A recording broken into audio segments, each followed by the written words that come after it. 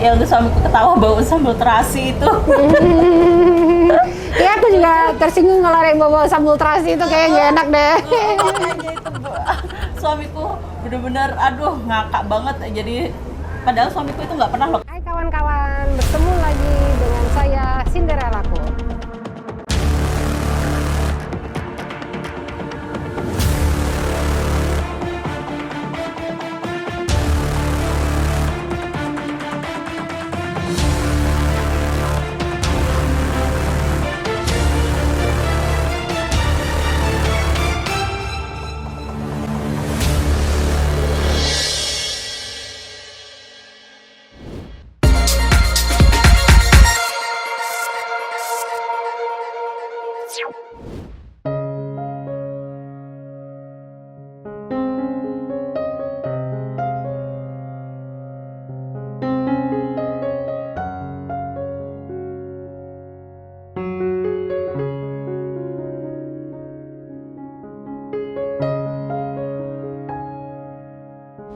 Jadi Bang Firman lah yang ngedorong aku buat jadi YouTubers dan bergerak di konten sosial gitu. Soalnya untuk kita mempromosikan bahwa sosial media itu bisa digunakan untuk hal yang baik, tidak hanya untuk pamer harta. Walaupun ada orang yang bilang kayak, oh apa kan saya pernah sempat sama Bang Firman, Bang nanti orang-orang mikir aku lagi ini ya, ria ya namanya. Iya, ria. Tapi katanya enggak, justru kamu harus ajarin biar banyak orang yang ekonominya cukup, tapi mau ngebantu. Nggak hanya sekarang kan teman-teman kamu kan cuman pamer harta dapat tas apa hari ini, terus rumahnya seperti apa. Jadi situ aku, oh gitu ya, iya. Contohnya terus Bang Firman coba si Rian TV, gara-gara dia kan banyak tuh ODGJ yang terbantu. Padahal dia satu gerakan tapi menjadi banyak konten kreator yang ODGJ. Jadi yang tadinya satu orang terbantu satu hari oleh Rian TV, jadi sekarang ada 100 lebih kali ya yang bisa ngebantu banyak ODGJ. Kak, banyak banget ratusan.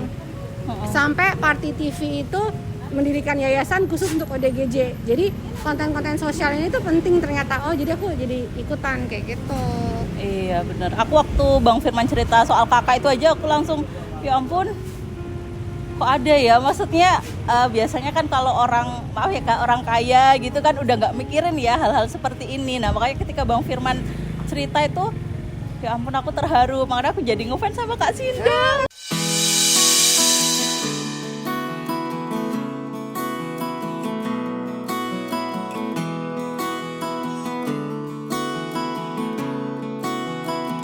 Ya ampun, aku gini, ya Allah semoga nanti Bang, karena kan memang Kak cita-citaku ya pengen jadi pengusaha yang bermanfaat untuk orang lain ya kan.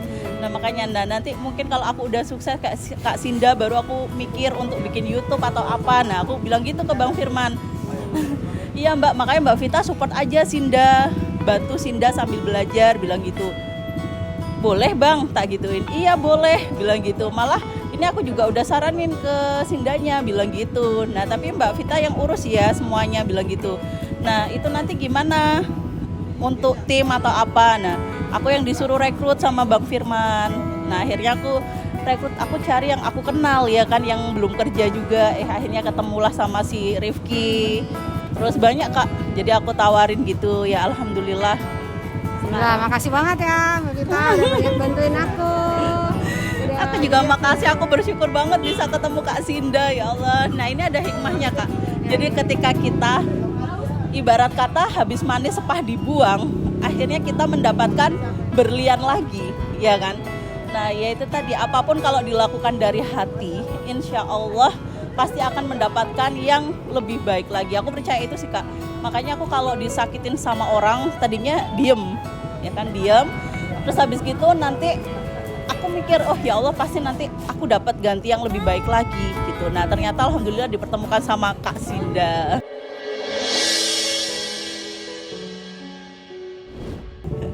Nah itu jadi ada hikmah di balik masalah Kak. Nah waktu kemarin lucunya lagi itu aku sempet denger ya ada yang laporin katanya aku minta nikah siri sama Bang Firman.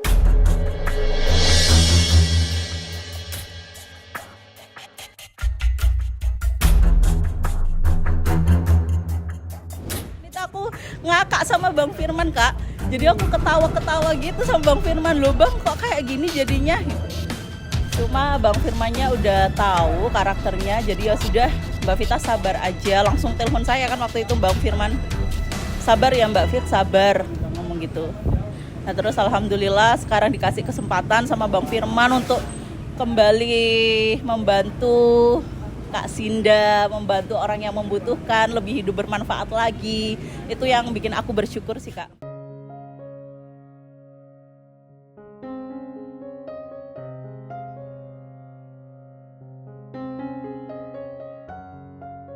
Kita sendiri gimana sama Bang F? Alhamdulillah baik-baik aja, Kak. Komunikasi lancar sampai sekarang. Bahkan kan masih sering teleponan, kadang bahas soal konten Kak Sinda atau apa gitu. Jadi ya lancar, makanya ketika ada yang ngomong gini ya kita ketawa lah, Kak. Ya kan emang nyatanya nggak seperti itu. Iya, terus Kak Vita kan di body shame tuh. Perasaan Kak Vita gimana di body shamein? Ya sebenarnya kalau dibilang sakit ya pasti sakit hati lah, Kak ya. Cuma ya kembali lagi, orang yang ngomong itu udah sesempurna apa berani body shaming ke aku gitu loh. Aku mikirnya sih gitu. Jadi aku balas pun juga sayang di akunya, Kak. Kualitasku jadi turun kan. Benar. Lagian kan sekarang big is beautiful. Maksudnya kenapa harus di body shame? Maksudnya itu ada pasar sendiri kan gitu. Dan sekarang kita bahkan model-model pun sekarang nggak mau yang kurus aja, harus all shape and sizes. Jadi kan kita harus embrace semua bentuk tubuh gitu. Iya. Sayang sekali sih, padahal dia kan ya seseorang yang dipandang dan ya menjadi panutan lah kayak gitu. Jadi sayang sih kalau misalnya kita body shaming seseorang gitu ya. Iya. Kemarin alhamdulillahnya ya, Kak, banyak yang nguatin. Bahkan kemarin itu langsung Bang F itu langsung telepon, Mbak Vita yang kuat ya, Mbak Vita yang sabar. Ya kan. Udah biarin aja, bilang gitu. Iya Bang, kuat, insya Allah kuat, aku bilang gitu. Sampai terharu sendiri sih, Kak. Tapi aku nggak nyesel sama sekali, Kak, atas ini semua. Ada hikmah. Karena dari sini aku bisa kenal sama Bang F, ya kan. Bisa kenal sama Kak Sinda, dikenali lagi sama Kak Sinda, ya kan, nemu relasi baru. Pokoknya Kak Sinda ini terbaik.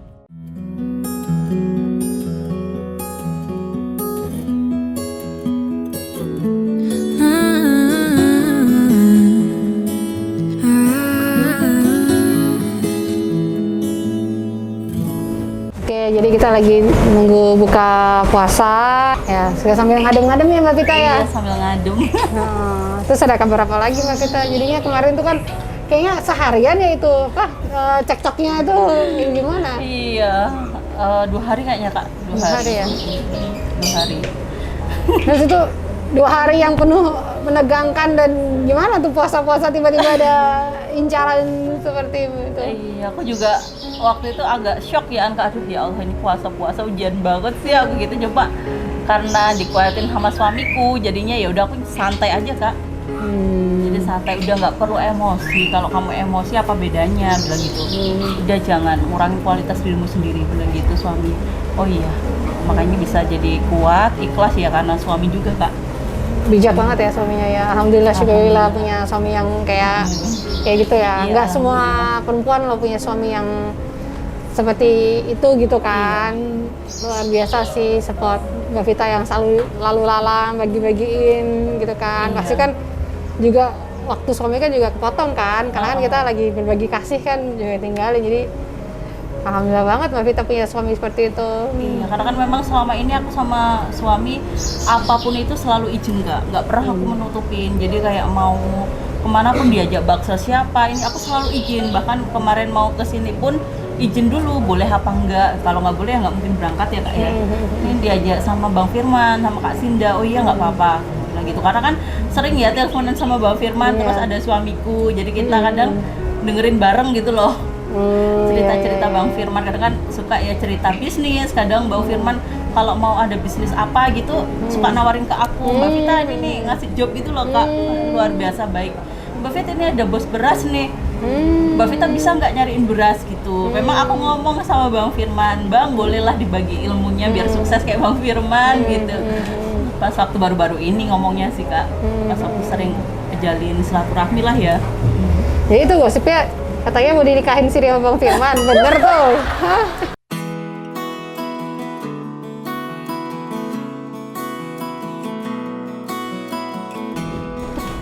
Aku sama Bang Firman ketawa itu Kak, ya Allah lucu banget.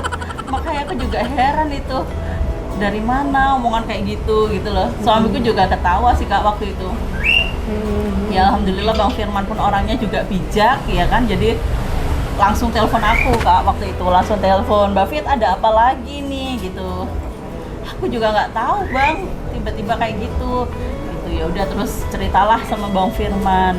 Udah Mbak Vita nggak perlu khawatir, nggak perlu takut, selama Mbak Vita benar udah tetap aja gitu. Udah Mbak Vita mending ke Jakarta aja bilang gitu. Oh ya udah Bang gitu, ya udah. Iya. Terus apalagi Mbak Vita yang menyakitkan hati Mbak Vita, kan kita nggak boleh pendem ya, jadi penyakit ya. Kita kan nggak, masa kayak gini kita menjadiin penyakit kan ya nggak enak lah. Jadi harus dikasih tahu aja gitu. Iya, kemarin memang agak terpukul banget sih Kak yang pas ngatain soal bagian intim lah ya Kak ya, kan nggak pantas ya, apalagi sesama wanita kita ngomongin masalah mandul atau apa itu gimana ya? Sedih banget lah ya, nggak etis. Maksudnya dari kita sendiri juga Sesama. kan bukan salah kita ya, ini kan semua ujian Allah Subhanahu Wa Taala ya. Iya. Terus tiba-tiba diungkitin kan itu pasti sakitnya setengah mati ya. Padahal kan aku baru bulan November kemarin juga keguguran. Aku kan keguguran 2 kali tuh Kak. Ya mungkin sama Allah masih belum dikasih kepercayaan ya Kak ya, aku sama suami. Jadi ya sudah, kita pun nyantai. Tapi ketika ada ucapan seperti itu, ya Allah segininya banget ya orang ngatain kita gitu. Ya untungnya suami selalu nguatin. Jadi nggak sampai aku bawa ke pikiran gitu enggak. Lucu lagi ya, udah suamiku ketawa bau sambal terasi itu. Ya aku juga tersinggung kalau ada yang bawa sambal terasi itu kayak gak enak deh. Suamiku bener-bener aduh ngakak banget. Jadi padahal suamiku itu nggak pernah loh Kak mau speak up di sosmed gitu, nggak mau. Jadi kemarin itu mungkin karena kasihan sama aku ya, istrinya dihina kayak gitu, jadi dia inisiatif sendiri, udah Mi sini bikin video gitu. Terus ngomong apa? Ya udah ngomong aja, kamu dihina apa nanti aku yang jawab, bilang gitu. Kok tiba-tiba mau di video, padahal dia paling anti banget Kak sama kamera itu. Ya udah, terus ya udahlah kita mikirnya udahlah nggak usah didengerin, masuk kanan keluar kiri gitu. Mbak Vita dibilangin ODGJ gimana Mbak itu deh? Ya ampun, kasihan banget Tuhan Allah. Iyalah, aku dibilangin ODGJ ya gimana ya Kak ya? Karena aku nggak merasa, jadi ya udah aku nyantai aja. Kadang aku mikir sebenarnya ODGJ ini siapa sih kok ngata-ngatain orang ODGJ gitu. Orang aku juga jawabnya slow. Apapun itu kan Bang Firman kan pesen, Mbak Fit hati-hati. Ya kan, yang penting jangan sampai sebutin nama atau apa, ya sudah. Toh aku juga itu sosmedku sendiri ya Kak, aku mau ngomong apa kan itu terserah aku, hakku sendiri ya kan. Namanya kita ngerasa ucapannya salah, kita klarifikasi itu kan wajar, meskipun aku bukan public figure atau apa, tapi itu hakku sendiri ya kan, karena aku juga punya followers. Terus lagi kan dari dulu aku udah relawan kan Kak, kan pansos ya katanya. Nah aku itu ngerasa nggak pansos. Karena kan aku sebelum kenal itu viral di 2019 TikTokku Kak.